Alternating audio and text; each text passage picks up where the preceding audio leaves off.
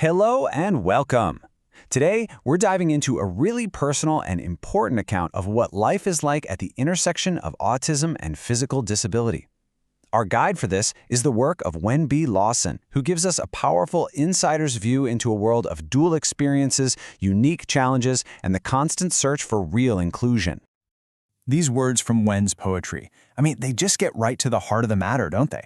It's all about this profound disconnect between how someone feels and functions on the inside and the assumptions the world makes based on what it can, or more importantly, what it can't see. This whole theme of invisibility is absolutely central to the experience we're about to explore. So let's start with that core conflict, the huge gap between the internal, lived reality of being autistic and disabled and how the world perceives it from the outside. Now, this isn't going to be some dry textbook definition. Think of this as a journey, an exploration of the very real day-to-day experience of trying to navigate a world that just wasn't designed with you in mind. We're going to touch on the unique challenges that come from being both neurodivergent and physically disabled. Okay, so to really get this, we have to grasp a pretty fundamental concept about how the autistic brain often processes information. You kind of have to rewire your own thinking about what normal attention even is. So let's talk about monotropism. And this is key. It isn't a deficit. It's just a different way of being. Instead of a mind that's built for multitasking and spreading its attention thinly across a bunch of things, the monotropic mind is designed for deep dives. It gets pulled into what are called attention tunnels, becoming intensely, incredibly focused on one thing at a time. Look at how these two styles are laid out here. You've got the monotropic mind, single-focused, deeply absorbed, literal. And then the polytropic mind, which can divide its attention and is good at reading between the lines. It's not about one being better, not at all, but you can see immediately how this difference could cause a complete communication breakdown in even the simplest interactions. And here's what that looks like in the real world. For a monotropic, literal mind, a simple, friendly question like this isn't a pleasantry. It's a data processing problem. The most logical, factual answer is a description of your clothing. The aha moment, that realization of the hidden social meaning, it comes later, and it leaves you with this moment of confusion, anxiety, and that feeling of, oh, I got it wrong again. So let's see how this builds, because this cognitive difference isn't just a one-off thing. No, it creates a world of constant, daily friction and misunderstanding. This brings us to a really crucial concept, the double empathy problem. You see, for a long time, the common view was that autistic people just lack empathy. But this idea completely flips the script. It suggests that empathy is actually a two-way street, and the communication breaks down because both autistic and non-autistic people struggle to understand each other. It's a mutual breakdown, not a one-sided problem.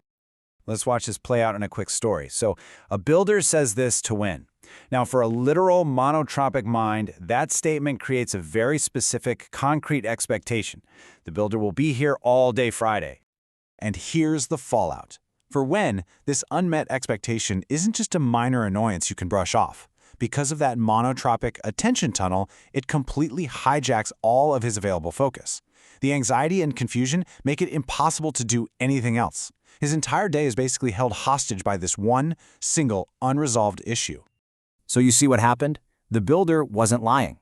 In the polytropic world of social nuance, I'm off all day really just means, yeah, I'll fit you in sometime on Friday. But that tiny communication gap resulted in hours of genuine distress and that painful, awful feeling of being silly for not automatically understanding the unwritten rules. You know, this constant grinding friction happens for a reason. It's because our society, from our physical buildings to our social rules, is overwhelmingly designed without these different ways of being in mind.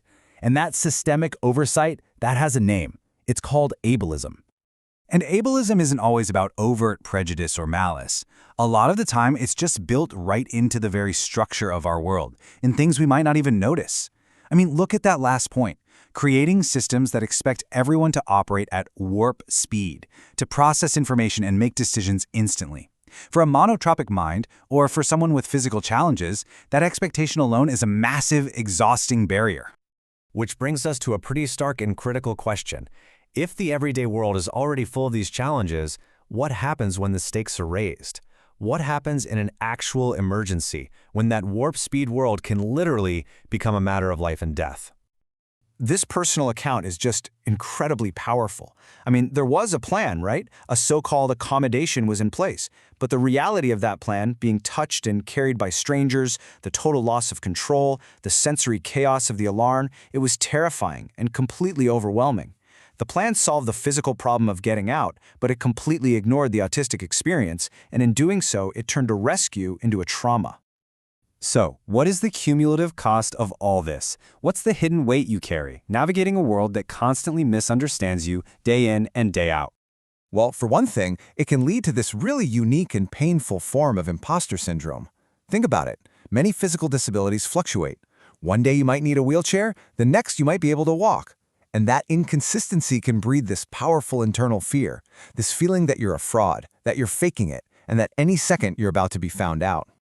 So to survive, many autistic people learn to mask, to consciously perform normalcy. But this is not a sustainable strategy. It is a constant, draining, exhausting performance. And the cost, as you can see, isn't just about feeling a little tired. We're talking about profound burnout, mental health collapse, and total exhaustion. And this quote, I think, really gets to the core paradox of this whole experience.